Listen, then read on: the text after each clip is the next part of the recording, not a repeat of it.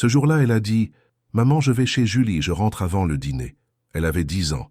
Elle est montée sur son vélo rose et elle n'est jamais revenue. 26 ans plus tard, dans une brocante, sa mère tombe sur une vieille photo. Une photo parmi des centaines.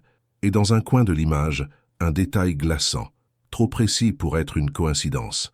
Voici l'histoire de Clara Morel, une fillette disparue, et d'une mère qui n'a jamais cessé de chercher. 3 juillet 1998. Il faisait chaud ce jour-là. Clara, 10 ans, vit dans une petite ville paisible du sud de la France. Une banlieue tranquille, des maisons basses, des voisins qui se saluent. Elle avait promis à sa mère de rentrer avant 19 heures. Elle portait une salopette courte, des baskets blanches et un petit sac à dos rose. Elle partait jouer chez sa meilleure amie, mais Clara n'est jamais arrivée. Ni chez Julie, ni ailleurs. Pas un cri, pas une trace de lutte, pas un témoin. Son vélo a été retrouvé, posé proprement contre un arbre à 400 mètres de la maison. Et c'est tout. L'enquête piétine. Aucun suspect, aucun mobile. Sa mère, Isabelle, entre dans une spirale d'enfer. Culpabilité, paranoïa, obsession. Elle continue à mettre la table pour deux, à garder la chambre intacte, à murmurer dans le noir. Reviens. Juin 2024. Isabelle a 62 ans. Elle vit seule. Son mari est mort d'un cancer en 2013, sans jamais savoir ce qui est arrivé à leur fille. Un jour, Isabelle passe devant une brocante en rentrant du marché. Une caisse de photos anciennes attire son attention. Des images d'un autre temps. Visages oubliés, enfants, fêtes d'école. Et puis, elle s'arrête. Une photo en noir et blanc, format carré, un peu flou. Un groupe d'enfants. Au centre, une fille. Même âge que Clara au moment de sa disparition. Même nez, même sourire. Mais ce n'est pas ça qui la glace. C'est ce qu'il y a en arrière-plan. Une boîte aux lettres, bleue, cabossée, avec une étiquette illisible. Un détail qu'elle connaît trop bien. Elle la reconnaît immédiatement. C'est celle qui se trouvait devant la maison de l'ancien facteur. Le doute l'envahit. Elle achète la photo, la ramène chez elle. Et les souvenirs refont surface. Ce facteur, Isabelle s'en souvient. Il habitait à 2 rues de chez elle. Discret, poli, jamais suspect. À l'époque, il avait été interrogé, comme tous les habitants du quartier. Aucun élément n'avait permis de le relier à la disparition. Mais cette boîte aux lettres, elle est unique, artisanale. Peinte à la main, elle en est certaine. Elle fouille les archives, trouve d'anciens témoignages.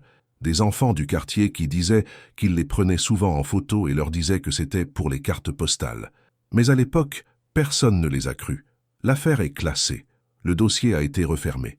Mais Isabelle garde cette photo comme une relique. Depuis, d'autres familles lui ont écrit. Des parents, des sœurs, des gens qui croient de reconnaître un détail sur l'image. L'une d'elles, en Allemagne, croit y voir sa propre sœur disparue en 1997.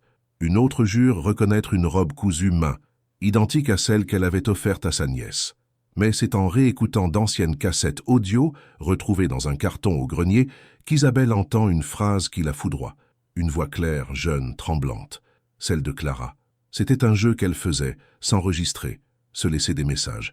Et cette fois-là, elle avait dit, sans savoir, « Maman, si tu écoutes ça un jour, n'oublie pas que, quoi qu'il arrive, je ne t'en veux pas. » Cette phrase, Isabelle ne s'en souvenait plus, mais elle l'ébranle profondément.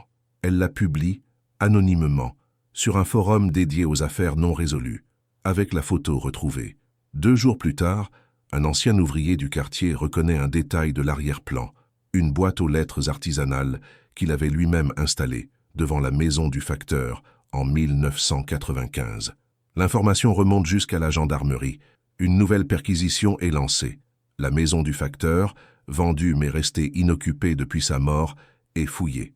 Dans les combles, derrière un panneau de bois, les enquêteurs découvrent plusieurs boîtes contenant des effets d'enfants disparus, dont une petite montre gravée au prénom de Clara. L'ADN confirme. Le facteur n'a jamais été soupçonné au-delà d'un simple interrogatoire en 1998. Il n'avait pas de casier, pas d'antécédents, et il est mort d'un arrêt cardiaque seul chez lui. Mais les preuves, elles, sont là. Pour la première fois en 26 ans, Isabelle n'a plus de questions. Juste une voix qui continue de lui murmurer « Je ne t'en veux pas ». Et dans ce pardon, elle a trouvé la paix.